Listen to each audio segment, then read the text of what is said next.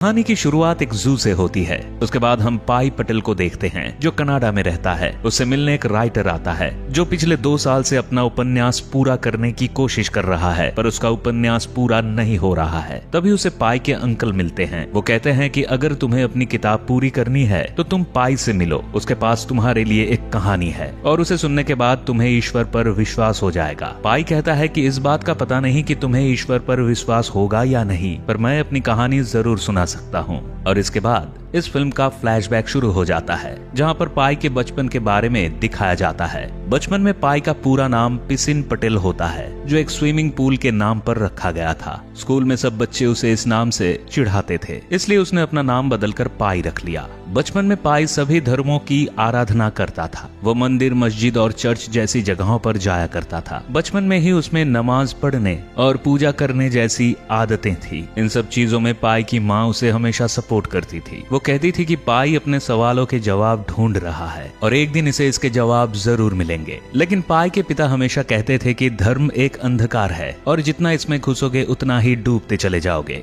पौंडीचेरी में पाई के पिता का एक जू था जिसमें खूब सारे जानवर रहते थे। इन खूबसूरत जानवरों में बंगाल के टाइगर भी था। उसका नाम था रिचर्ड पार्कर, पर रिचर्ड उसका असली नाम नहीं था। ये नाम एक शिकारी का था जिसने इसे पकड़ा था। पाई जब 12 साल का था तब वो एक दिन रिचर्ड को खाना खिलाने जाता है। रिचर्ड धीरे धीरे उसकी तरफ आने लगता है। तभी उसके पिता वहाँ आ जाते हैं और उसे बहुत डांटते हैं। उसको सबक सिखाने के लिए वो रिचर्ड के सामने एक जिंदा बकरी को डाल देता है। रिचर्ड आता है और बकरी की गर्दन मड़ोड़ कर उसे लेकर चला जाता है, जिसे देखकर पाई बहुत डर जाता है। उसे लगता था कि रिचर्ड बहुत अच्छा है, वो किसी को नुकसान नहीं पहुंचाएगा। पर इस घटना के बाद रिचर्ड को लेकर उसकी धारणा बदल जाती है। धीरे धीरे समय बीतता जाता है और पाई पटेल बड़ा हो जाता है। फिर उसकी मुलाकात आनंदी नाम की एक लड़की से होती है और पाई को उससे प्यार हो जाता है। एक दिन पाई के पिता सबको बुलाते हैं और बताते हैं कि हम सब कनाडा शिफ्ट हो रहे हैं क्योंकि हमारा जू बंद होने वाला है। जू की जमीन हमारी नहीं है, पर यहाँ पर रहने वाले जानवर हमारे हैं। हम सभी जानवरों को शिप से लेकर जाएंगे और उन्हें नॉर्थ अमेरिका जाकर बेच देंगे। फिर वहाँ से हम कनाडा चले जाएंगे।